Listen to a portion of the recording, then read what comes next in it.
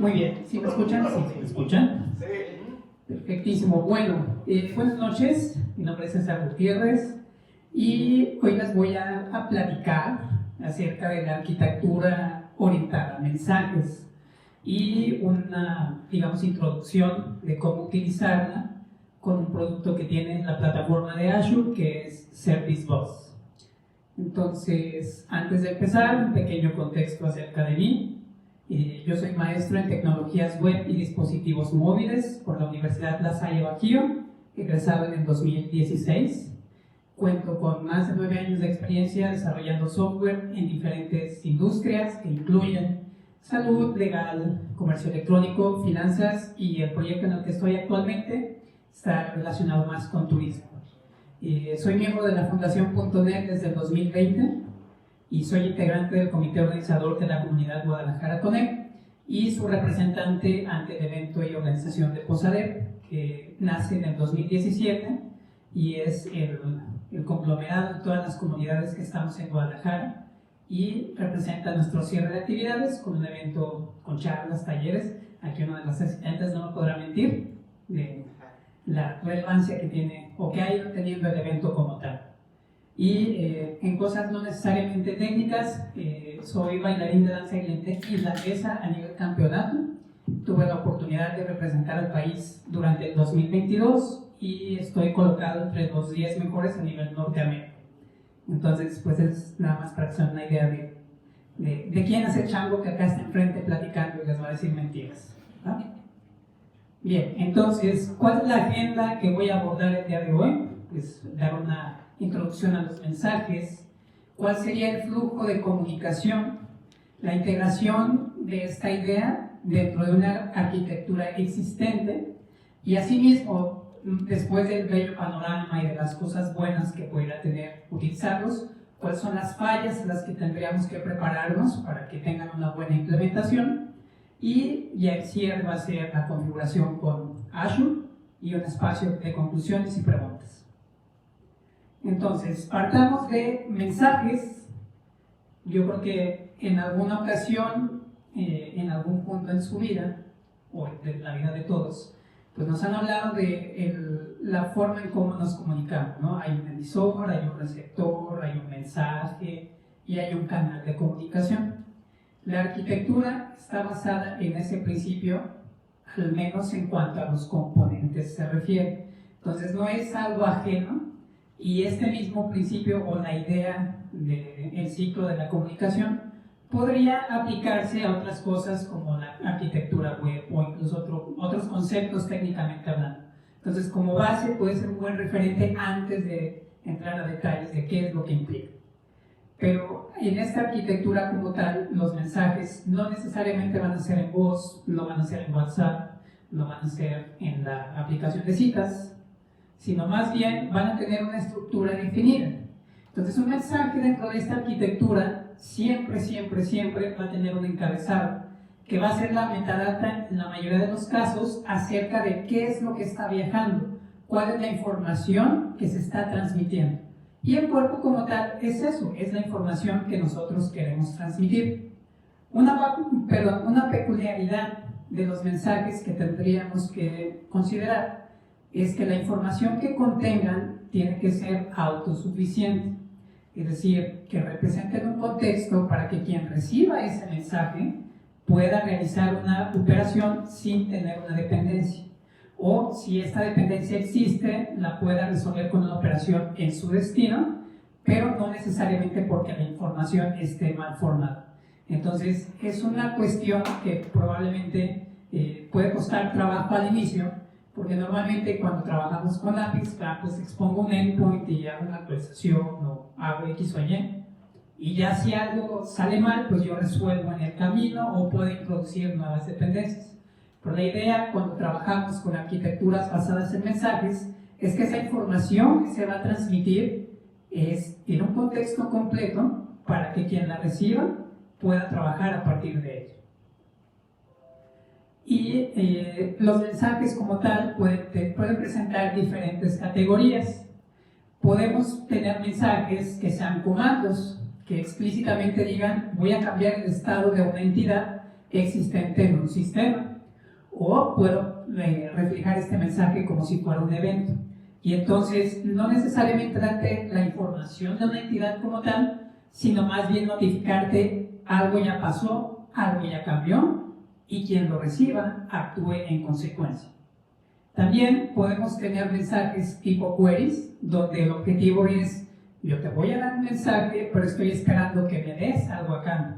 Entonces es más como obtener información. Y la última categoría, pues es básicamente un reply, que es, ok, recibí la información y simplemente hacemos de conocimiento a quien mandó el mensaje que fue recibido exitosamente.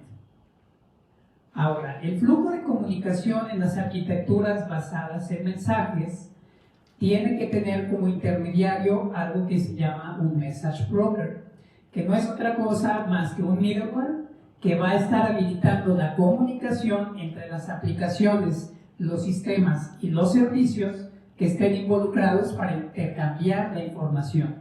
Entonces, el concepto de la arquitectura de mensajes es puramente agnóstico. No quiere decir que solamente un .NET se puede usar o que sea algo exclusivamente de X o Y lenguaje, sino más bien es un concepto al cual las tecnologías que sean compatibles pues pueden trabajar encima de él. Ahora, una de las formas de comunicar mensajes en estas arquitecturas es simplemente un punto a punto. Las particularidades consisten en que voy a tener una entidad que va a estar generando los mensajes, los va a depositar en el message broker, pero va a ser consumido solo por una aplicación o sistema. Entonces, esos mensajes los vamos a ver en una cola o en queue, usando el anglicismo, pero una vez que un consumidor tomó el mensaje, nadie más lo puede tener. Entonces esa cola, yo no puedo tener múltiples clientes, para hacer el consumo. Es una comunicación unidireccional. Yo mando el mensaje, se almacena en una cola y alguien en algún momento lo va a consumir. El otro patrón es la publicación-suscripción, que si estamos familiarizados con patrones de diseño es exactamente la misma idea, pero trasladada al concepto de mensajes. Entonces voy a tener un sistema que va a generar mensajes, que es mi productor, y dichos mensajes van a tener múltiples entidades consumiéndolos. Entonces no necesariamente el hecho de que una de ellas lo consuma lo va a desaparecer de la cola, que en este caso cambia un poquito el término y ya no les vamos a llamar colas, sino tópicos, que en esencia es lo mismo, es un lugar donde se van a almacenar los mensajes, pero la particularidad es que una vez que alguien los consume, no necesariamente desaparece. Entonces, una vez que se emita un mensaje, tantas aplicaciones estén suscribiéndose a ese tópico, van a recibir la información. Y cada una, dependiendo de la lógica de negocio que tenga por detrás, va a actuar en consecuencia. Ahora, ¿cómo estos conceptos los vamos a integrar en una arquitectura? En la mayoría de los sistemas, o al menos los que son meramente transaccionales, muchas veces nuestra interacción se reduce a, tenemos un sitio web, una aplicación de escritorio, o probablemente una aplicación móvil, que simplemente está haciendo llamadas a una API, porque es suficiente y me da la información y cuenta con lo necesario para poder yo brindar una funcionalidad. Sin embargo, las recomendaciones para implementar una arquitectura de mensajes tienen mucho que ver con la arquitectura global que tiene el sistema donde planeas implementarlas. Entonces, yo no puedo pensar en una arquitectura de mensajes si la arquitectura donde estoy trabajando no soporta operaciones asíncronas, porque la comunicación no es instantánea. El mensaje puede durar tanto tiempo sea necesario en la cola y eso no debería afectar la operación que tiene previsto. Entonces, si tú tienes un sistema legacy que no puede trabajar con modelos asíncronos, definitivamente este no va a ser un escenario ideal para que tú puedas trabajar.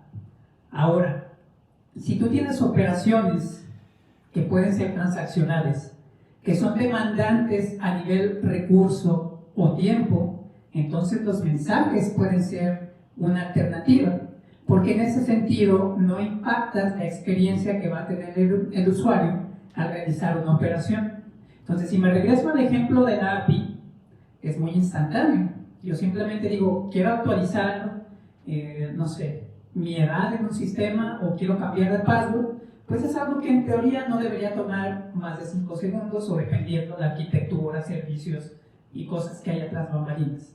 Sin embargo, hay otro tipo de sistemas, por ejemplo los bancarios, que tienen grandes lotes de información que probablemente ese procesamiento tome más tiempo que simplemente hacer un update en una tabla, en una base de datos.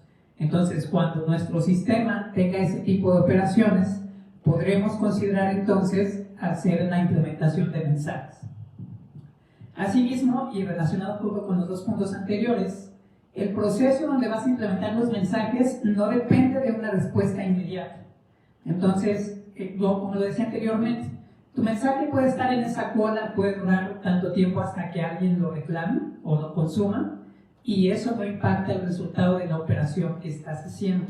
Entonces ahí quiere decir que no todas las transacciones van a ser factibles a efectuarse en este modelo. Entonces tiene que tomar en cuenta cuál es el modelo de negocio detrás y cuál es el objetivo detrás de la aplicación o de la operación que estás ejecutando para que esto tenga sentido. No es nada más, pues implemento mensajes porque es algo tecnológicamente innovador y pues creo que es una buena idea, ¿no? Creo que esa argumentación tiene que tener un fundamento válido, no solamente desde el punto de vista técnico, sino también la solución o el sistema donde va a estar conviviendo.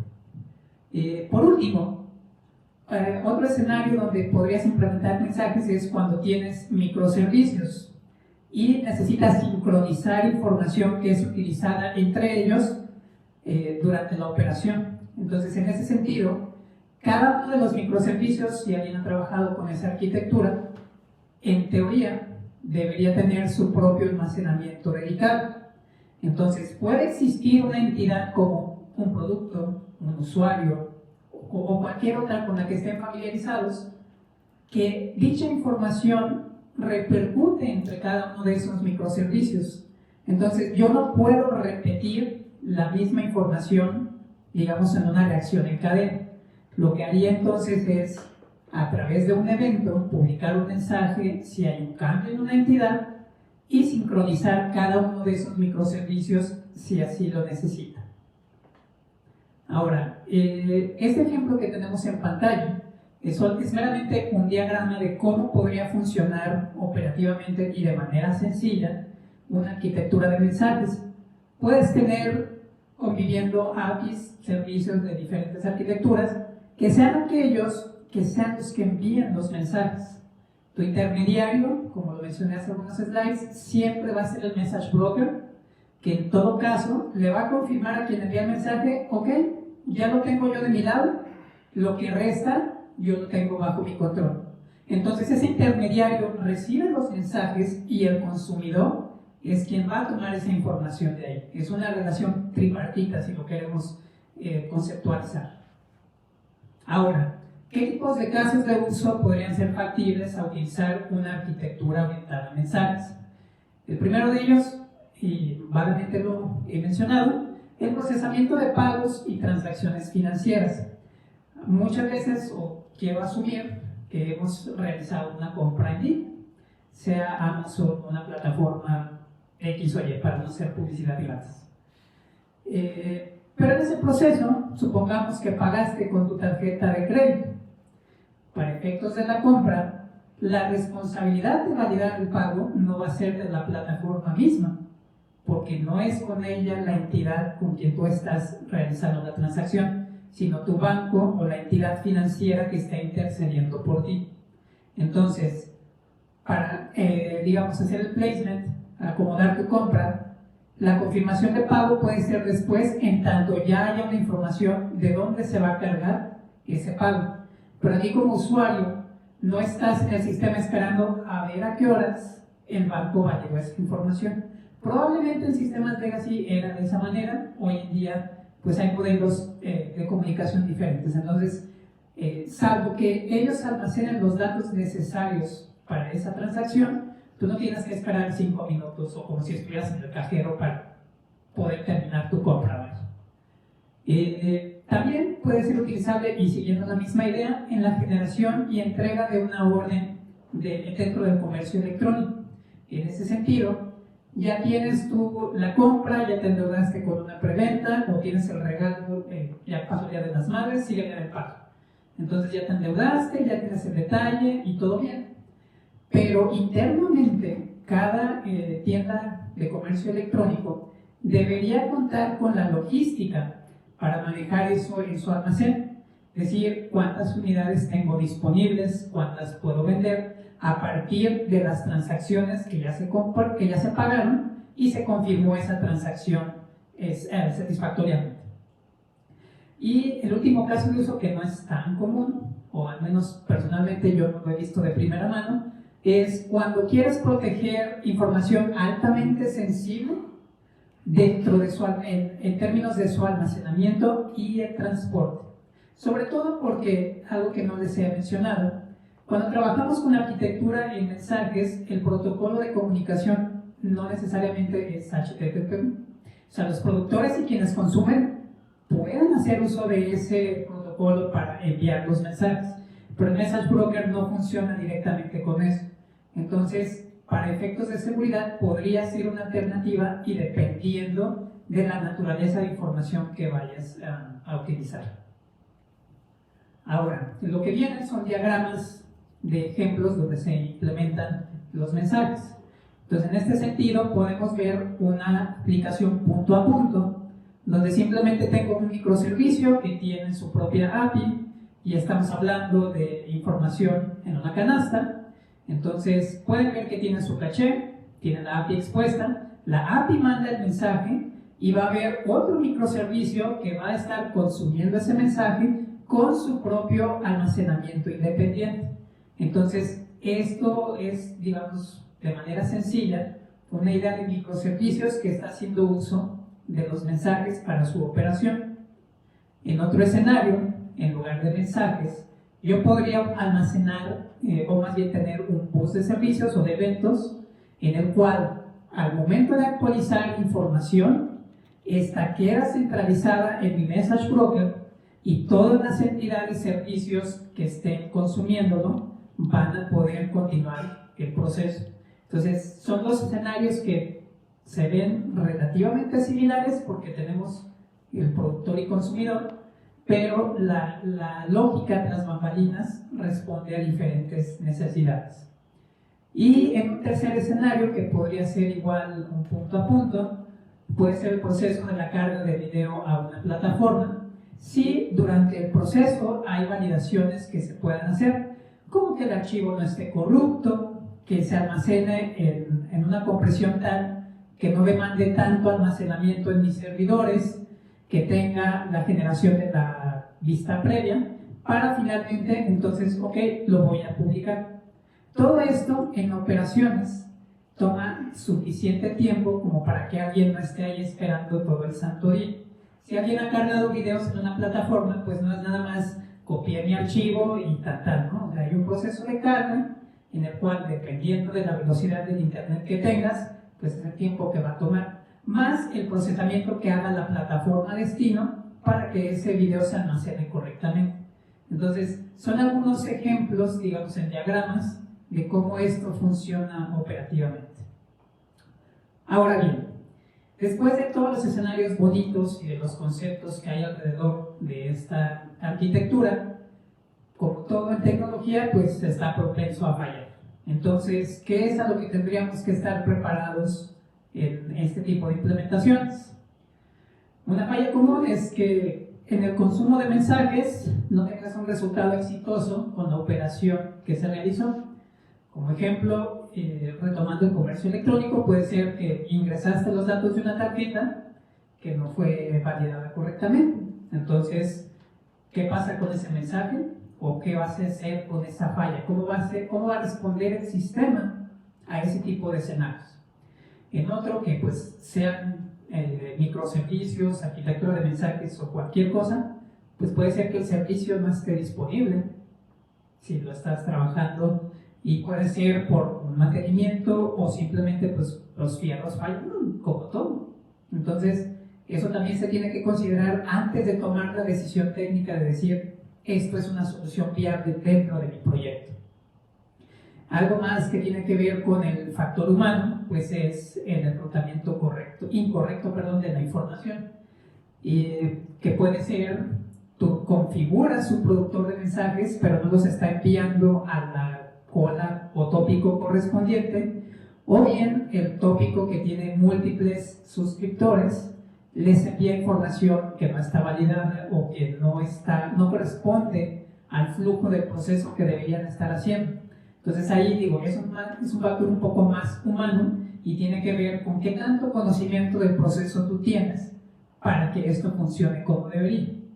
Y pues también, similar a que el servicio esté caído, pues puede ser que lo que tengas de message broker pues también falle, ¿no? Puede ser que el proveedor tenga una falla que puede pasar, o bien no esté configurado correctamente para el manejo de errores, ¿sí? Entonces, ¿qué opciones de mitigación podrías pensar? Puedes implementar una cola de mensajes muertos o de letter queue, que básicamente es: yo envío un mensaje, nadie lo consumió o no se consumió de manera correctamente, entonces lo almaceno en una cola que después yo voy a procesar de una manera independiente al sistema, pero que esto no implique una excepción que no se manejó y se caiga mi servicio, ¿sí? Otra cosa, existe algo que se llama el patrón Saga, digo, no voy a ahondar mucho en detalles, pero básicamente tiene que ver con la sincronización y la trazabilidad de una operación a través de los logs que tú generas en los diferentes sistemas. Un log inapropiado, sea para mensajes o para cualquier tipo de error en sistemas, pues te va a ayudar a que las noches de soporte no sean tan sufribles. Y por último, si existe el presupuesto, pues considerar la opción de un sistema de alertas que notifique cuando algo está caído y se le pueda dar respuesta inmediata. Sobre todo cuando tenemos plataformas con muchos usuarios simultáneos, con transacciones que rebasan, digamos, números grandes simultáneamente. Entonces necesitas algo para dar respuesta y no esperar a que al día siguiente el developer haga check-in y revise la falla, ¿no? Entonces, son algunas de las opciones. Cuando hablamos de letter queue, en la imagen que tenemos en pantalla, gráficamente solamente hay un productor, hay una cola de mensajes y hay alguien que lo va a consumir. Si algo no fue procesado correctamente, el proceso adicional involucra configurar esa letter queue para que el flujo no se vea obstruido. Y en el caso de la arquitectura Saga, en términos simples y llanos, es tener diferentes servicios, sistemas que estén transmitiéndose mensajes o eventos entre sí para sincronizar la información. Si en alguno de esos pasos algo falla, el patrón de arquitectura Saga tendría que tener la información y el contexto suficiente para poder hacer un rollback y que todo quede como hasta antes de la operación que falló. Entonces esto ya técnicamente hablando no es tan sencillo como configurar una cola de mensajes, y pues francamente sería para sistemas a gran escala que realmente ser tolerante a fallos debido a la demanda que tienen pues sea una especie de prioridad, ¿sí? No puedes perder una compra, una transacción o ver la imagen de un cliente perjudicado porque tú no tienes un buen manejo de errores, y sobre todo en este caso si estamos involucrando microservicios. Ahora bien, después de todo esto, ¿qué se puede hacer dentro de la plataforma de Azure? Por principio de cuentas, el concepto que yo les mencioné al inicio es un message broker, que simplemente es un intermediario con el cual nosotros podemos trabajar con este tipo de arquitecturas. Sin embargo, la solución que te da Azure, o que más bien tiene disponible, es un poco más robusta porque es un bus de servicios. Lo que significa es que vas a poder tener múltiples colas, múltiples tópicos y diferentes configuraciones que van a estar centralizadas en este servicio. de tal manera que tú podrías tener, dependiendo digamos, el presupuesto y la arquitectura que quieras tener plasmada en Azure, diferentes colas que atiendan a procesos independientes, pero que en su almacenamiento todas estén centralizadas. Entonces, dentro del portal de Azure, si alguien ya tiene una cuenta o ha entrado, puede ser posible que ya lo tenga, digamos, de manera predeterminada al entrar al portal en la parte superior.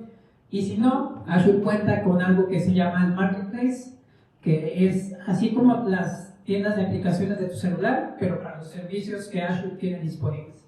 Entonces, en cualquiera de las dos opciones, pues puedes encontrar el Service Bus y empezar su configuración. Los detalles que te pide es, primeramente, que tengas una suscripción activa y un grupo de recursos. Todas las cosas, digo, saliéndome un poquito de lo que involucra el tema de la charla, todos los recursos que se manejan dentro de Azure tienen que estar dentro de un grupo para facilitar su administración y sobre todo los temas de pago. Entonces, dependiendo la configuración que tenga la cuenta que esté creando este Service Bus, es que vamos a poder acceder a diferentes grupos de servicios y asimismo al Pricing Tier, que es lo último que se configura, que es básicamente cuánto me va a costar el procesamiento de estos mensajes dentro de este Service Bus. Como todos los recursos de Azure, hay que asignarle un namespace que en términos simples y llanos es el identificador de ese Service Bus. Entonces aquí es un tema administrativo elegir qué tipo de nombre vas a usar y que tú lo puedas rastrear e identificar para operaciones posteriores. Me está secando la garganta.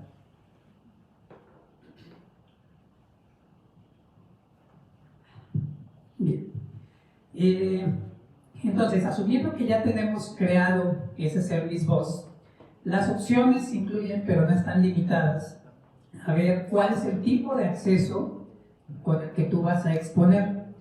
Como bien mencioné, el Service Bus de Azure es una plataforma robusta, lo que quiere decir que si toda la información va a estar centralizada en función de las colas y tópicos que se vayan a crear, uno tiene que ser cuidadoso con el nivel de permisos que le va a dar a las cadenas de conexión. ¿Por qué?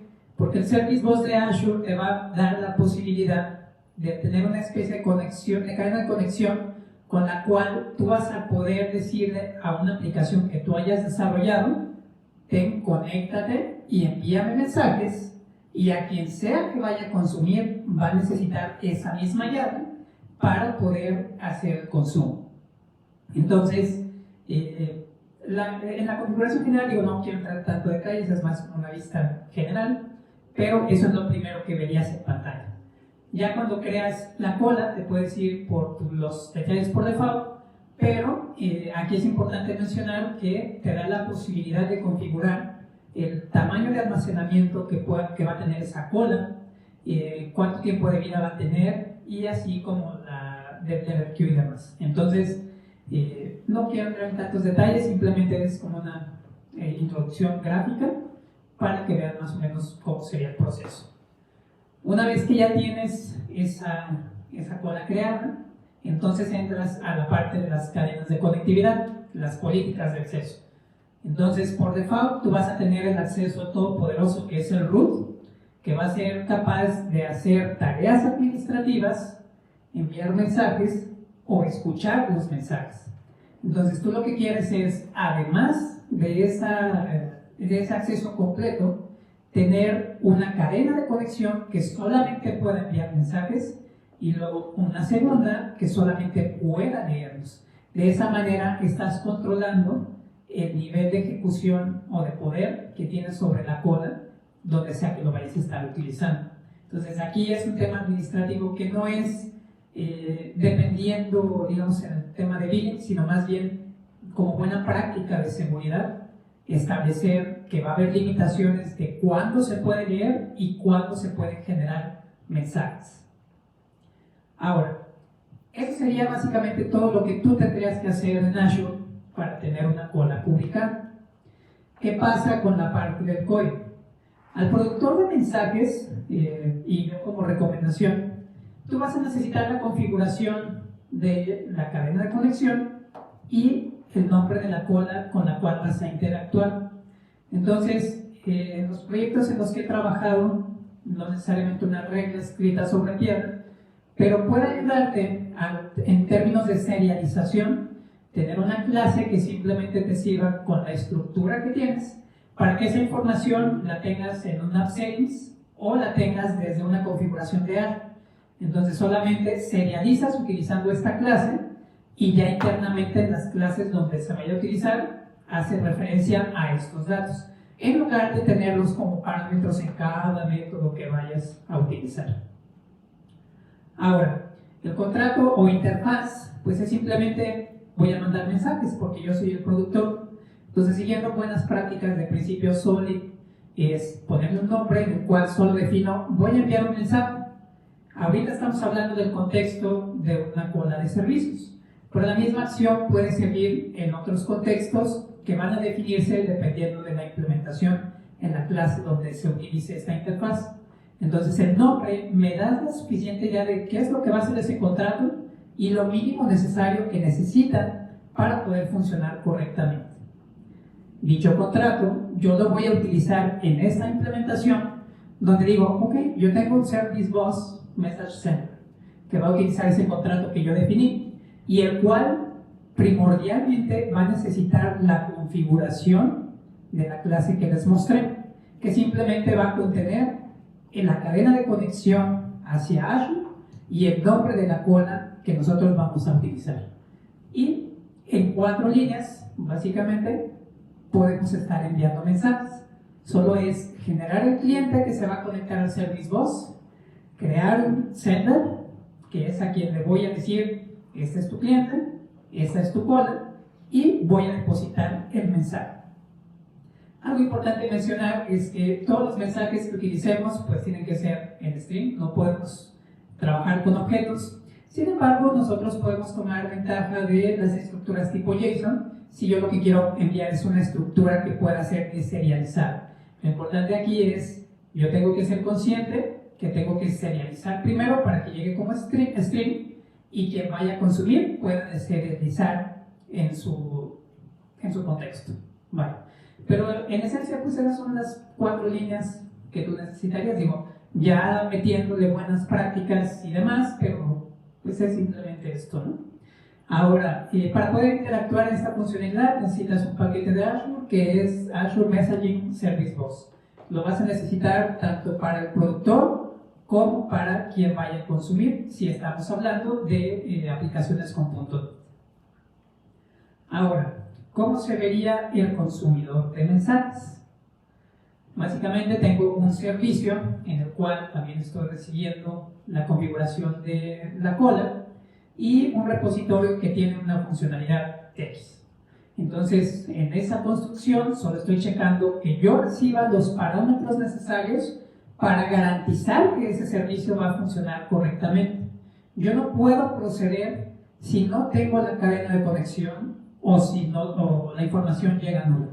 Entonces es importante siempre que estemos trabajando con servicios o cualquier clase en general que tenga inyección de dependencias, validar que eso que nosotros necesitamos para realizar una operación realmente nos llegue y ya después, digo, aquí nada más es validar que llegue la información al constructor. Si yo aquí quiero meter más validaciones de realmente tienes datos o que tenga tanta longitud o ese tipo de cosas, lo puedo hacer dentro del constructor o ya antes de ejecutar una operación. Pero en esencia, tenemos que garantizar que cualquier clase o servicio o lo que estemos construyendo el código tenga los filtros mínimos necesarios para que a la hora de llamar la funcionalidad no truene porque pues no nos llegó el asunto, ¿no? Para la ejecución de la tarea como servicio va a haber diferentes enfoques. Tú puedes tener como consumidor una aplicación de escritorio, puedes tener un servicio que pueda hacer en background, puedes tener una API que esté funcionando como servicio en background, que ese es el contexto que tengo ahorita. Entonces, en esencia, los métodos que vamos a ver a continuación, que sí, son simplemente snippets de código, es lo mínimo que tú tendrías que contemplar para hacer el consumo de esos mensajes. Entonces, por principio de cuentas, como son operaciones asíncronas, la buena práctica me dice tengo que tener un token de cancelación. Ahorita no lo estoy usando factualmente dentro del código, pero en cualquier operación asíncrona en una API.NET es necesario que tengas ese token de cancelación para que si en caso de, no sé, mandas una petición y se cancela, tú puedas actuar en consecuencia y no mande llamar toda la función por completo y genere cambios que tú no quieres, básicamente. Pero, derivado de este método que es simplemente una ejecución, yo necesito decirle cuáles son las opciones de manejo de mensajes, es decir, cuántas llamadas concurrentes voy a admitir, si voy a pedir la autocompletar, que es, si ya recibí el mensaje, mandar un acknowledgement de que ya lo consumí, y cuánto se va a renovar esa comunicación. Sobre todo pensando que los consumidores pues, van a hacer aplicaciones en ejecución continua. Yo no puedo, sería tonto pensar que si voy a tener un sistema de alta disponibilidad, tenga una cola que solo escuche de 3 a 6 de la tarde, ¿no? Entonces, es importante considerar que la ejecución de los consumidores sea continua. Una vez que tengo eso, a un cliente que yo tengo a nivel de ese consumidor, le voy a decir qué es lo que va a hacer con el mensaje cuando llegue y qué es lo que va a pasar cuando falle. Y al final, pues como estoy trabajando con un entorno asíncrono y basado en tareas, siempre digo, no voy a hacer algo más que decirte cuáles son tus referencias y decir, ya acabé mi tarea. Ahora bien, la parte del manejo del mensaje se reduce a esto. El mensaje te va a llegar con una clase que está contenida en el paquete que mencioné anteriormente, cuyo nombre es tal cual message. Y tienes igual, porque estamos en el contexto asíncrono, un token de cancelación. Lo primero que tienes que verificar es que el mensaje no esté nulo, porque tú no tienes la garantía ni el acceso para validar la información que llegue a la call. Alguien generó el mensaje, pero es la obligación del consumidor validar que la información que esté recibiendo realmente cumpla con los requisitos necesarios para poder efectuar una operación. En este caso, la primera validación es si el mensaje es nulo, pues aquí está tu excepción de que no puedo procesar este mensaje. Una vez que tengo esto, voy a deserializar, voy a obtener el string básicamente del mensaje que me está llegando a través del cuerpo. Y ese cuerpo pues me va a dar ya tal cual el string como tal. Válido, porque puede ser que el mensaje no sea nulo, pero el contenido sí. Que yo mande un espacio vacío o algo que no se pueda deserializar. Entonces checo, este mensaje realmente tiene contenido, tiene longitud, ok, vamos a continuar. Y esa parte que está en el to-do es, ¿qué es lo que voy a hacer con el mensaje? Insertar, actualizar, lo que sea que vaya a hacer en tu proceso, eso es lo que haré. Y al final, si el mensaje está vacío, pues simplemente lanzar la excepción. Ahora, hay paréntesis acerca de las excepciones, hay discusiones acerca de si es bueno lanzar las excepciones o manejarlas. En el proyecto que estoy trabajando actualmente lo que tenemos es un handler a nivel aplicación, entonces nosotros lanzamos todas las excepciones y a partir de lo que nos llega de información determinamos qué login se hace, qué se reporta al usuario y qué tipo de error reportamos desde la API. Entonces, para que no se asusten que vean muchos from exception, es básicamente eso. No quiere decir que sea correcto o incorrecto, simplemente es garantizar cómo vas a manejar las fallas. Si va a ser a partir de un try catch en cada método que tú construyes o de manera centralizada en la aplicación que estás trabajando. Y lo último que sería, lo penúltimo, pues es si un mensaje falla, tu aplicación tiene que estar preparada para saber qué hacer. En este caso, como no tengo un login y simplemente es un ejemplo básico, es si hay un error y hay algún uno, ok, ¿sabes qué? Este mensaje no lo pude procesar y tal. Pero aquí, dentro de lo que yo mencioné como alternativas para mitigar posibles errores, aquí yo podría emitir una alerta si hay algo importante que reportar, o bien meter el login necesario de los detalles de ese mensaje que no se envió correctamente. Y pensando que esto funciona como un servicio de background, todas las tareas en algún punto, si se llega a un mantenimiento o se debe de tener el servidor que está almacenando este servicio, hay que cerrar el cliente que se creó para que no siga recibiendo mensajes, ¿va? Ahora, con todo esto, ¿qué conclusiones podemos tener de este tipo de arquitecturas? Por principio de cuentas, claramente representan ventajas, porque sí provee una comunicación asíncrona con diferentes componentes de la arquitectura. No hay una dependencia tecnológica entre que todos mis servicios tienen que ser con Go, con Python, con C#. Puedes tener diferentes microservicios e intercomunicarlos entre sí a través de este tipo de implementaciones. En algo más, digamos, aterrizable al usuario, pues mejoras el desempeño que va a tener dentro del sistema, porque no le va a tomar mucho tiempo y cada vez la tendencia es que las operaciones pues no le tomen tanto, ¿no? Si vas a endrogar a la gente, que sea rápido para que la esposa lo demande también. Entonces, en ese sentido, da la ventaja a la experiencia que tiene el usuario y al mismo tiempo también como desarrollador, porque las dependencias que tengas, si tú tienes un proceso bien definido y estás utilizando mensajes, pues va a ser más sencillo mitigar un problema que irte a dibujar un monolito que se hace cargo de todo, ¿sí? Y por último, incrementa la fiabilidad que puede tener una arquitectura en cuanto a la transmisión de mensajes se refiere. Digo, los proveedores que existen, Azure no es el único, hay más opciones en el mercado, pero la premisa y la importancia que tiene esta arquitectura da para que la prioridad de que en esos servicios, digamos, la disponibilidad pues sea 99.A.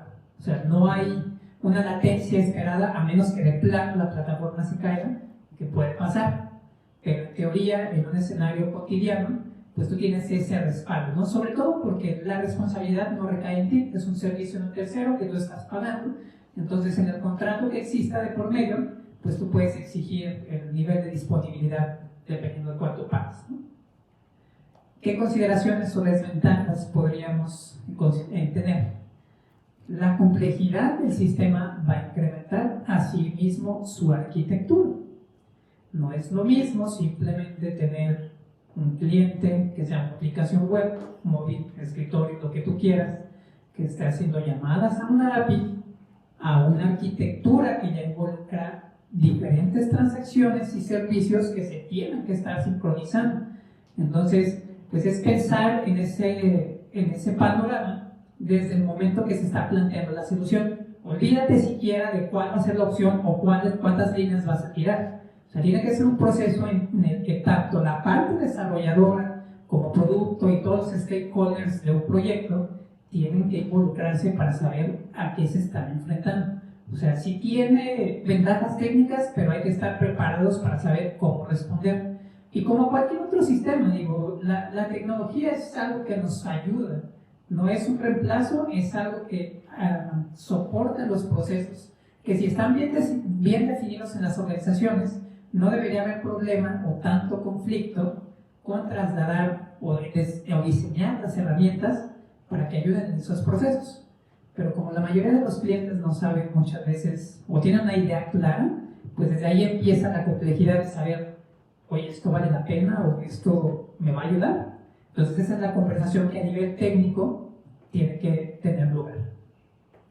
También, como para cosas de obreros, llamémosle así, hacer un debug de la arquitectura de mensajes no es nada más poner el punto de interrupción. Tienes dependencias, tienes cosas, servicios que si estás probando localmente se tienen que levantar. Si estás trabajando con diferentes ambientes, pues así mismo tendrías que replicar la configuración entre cada uno de ellos para poder hacer una validación correcta de tus cambios en caso de que tengas un error. Entonces eso implica que no sea tan sencillo como correr el Visual Studio o el editor que tengas y esperar que en algún punto, ese punto, pues el breakpoint sea leído, ¿no? Y punto también importante es que hay una curva de aprendizaje para los desarrolladores y su adaptación a este mecanismo de información. Vuelvo al punto. Muchos de los sistemas, incluso si andamos de freelance o en la mayoría de los proyectos, pues son meramente transaccionales. Entonces, más allá de CRUDs o ir a ver y generar un reporte en una base de datos, pues para esos escenarios no es necesario pensar en sincronizar información o enviar mensajes. Entonces, claramente esto es más como para soluciones empresariales o que están diseñadas para microservicios, en los cuales voy a tener equipos dedicados con dominios específicos y que cada uno va a tener la responsabilidad de lo que está involucrado para ellos en la arquitectura de todo el proyecto. Entonces, no es nada más, ya te presenté Azure y está bien bonito y en 4 líneas lo haces. O sea, esa es la implementación meramente final y eso es lo sencillo. La complejidad y todo lo que envuelve la implementación de este tipo de arquitecturas es para lo que técnicamente nosotros tendríamos que estar capacitados. ¿Sí? Digo, vender humo, hay gente que le va bien, hay gente que se las compra, pero al final del día, pues es básicamente la responsabilidad que nosotros tenemos con los sistemas. Estamos ayudando a las empresas a resolver necesidades. Entonces, es proponer la solución que técnicamente sea factible, que las personas puedan adaptarse a esa tecnología y todo el conjunto esté resolviendo un problema para quien esté utilizando el sistema. Entonces, les digo, el enfoque sí fue muy introductorio, tal vez me enfoqué demasiado en la teoría, pero me gusta que se pueda compartir el contexto para que tenga razón de ser hablar de lo que existe en el mercado. O sea, yo muy bien te puedo dar el demo de X o Y herramienta o buscar qué es lo que va a salir en Microsoft Build en los próximos días y decirte, órale, ahí está, y qué bonito, y en 3 líneas, y mira qué novedades. Podría funcionar, pero al final del día, pues eso es la mitad de tu chamba. Todo lo demás te está dando la experiencia que tienes de interactuar con equipos y lo que tú puedes aportar a partir de los problemas que has resuelto. Les voy a compartir las diapositivas, pero aquí algunas de las referencias que utilicé para la documentación del material. Y no sé si hay alguna pregunta.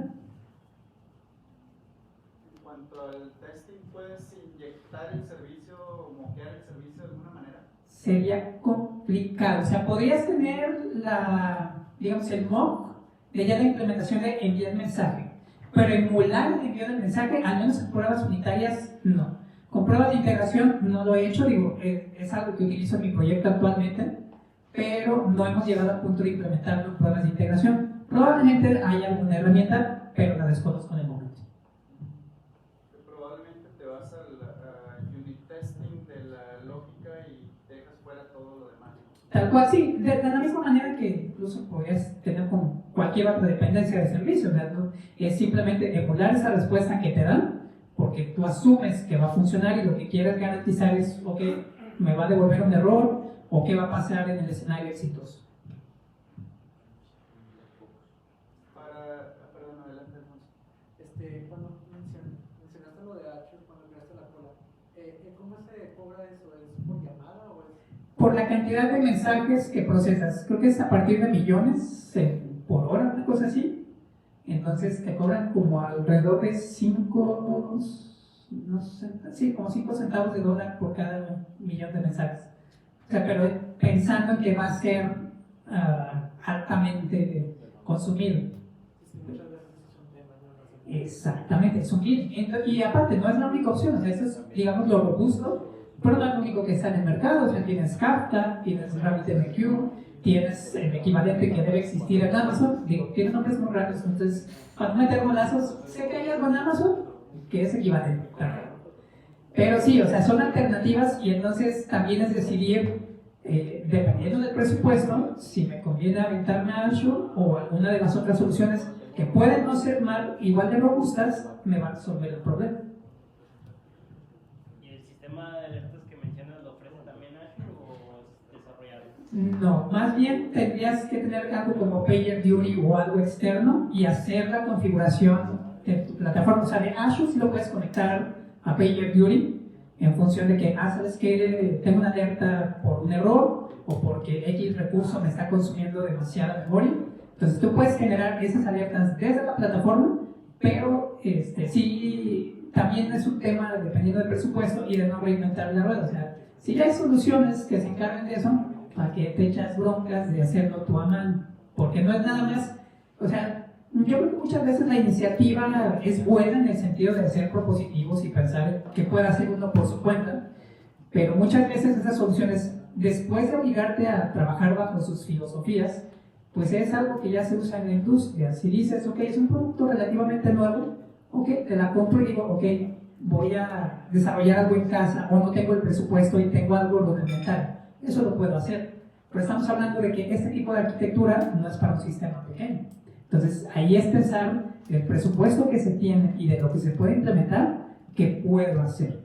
Pero definitivamente, si no te quieres ir a la grande, tú puedes hacer tu login o simplemente enviar notificaciones a una app y cosas de ese estilo, hacer un simple CRUD que te llegue una alerta y vamos. O sea, también es qué tanto te quieras complicar tu existencia. Ahí es, siempre se les tira y afloja. O sea, no hay, creo que en el software no hay una bala de plata que funcione para todos los problemas. Nos quedaríamos hinchando muy rápido, entonces no, de eso no se trata. No, pero sí, digo, contextualmente creo que esa es la relevancia que tiene nuestra posición, vaya. O sea, sí tiramos líneas, sí tomamos café y todo eso, pero también es qué podemos proponer o qué aprendemos de los contextos de las empresas para que nuestras soluciones tecnológicas sean eficientes en ese sentido. ¿Hay un límite en el tamaño del mensaje? Creo que sí, en cuanto a megas. Pues así, tú sí no puedes mandar. Mandar No, 40 imágenes en base a 64. no, sí hay un límite porque también es. En ese sentido, también desde el hecho de que sea un stream, pues sí te limita. O sea, no puedes mandar imágenes o contenido multimedia a través de una call. Entonces, más bien, si quisieras trabajar con ese tipo de recursos, más bien el link que ya generaste de YouTube, Vimeo o el recurso multimedia que quieras, ese sí lo puedes mandar. Pero sí, sí, claramente hay un límite, porque si no, pues perdería sentido el argumento de proteger información sensible en el transporte y almacenamiento. O sea, ¿para qué? Si me voy a abrir y va a quedar claro o no lo vas a poder manejar, ¿para qué te echo de más? Entonces sí hay una limitante en tamaño.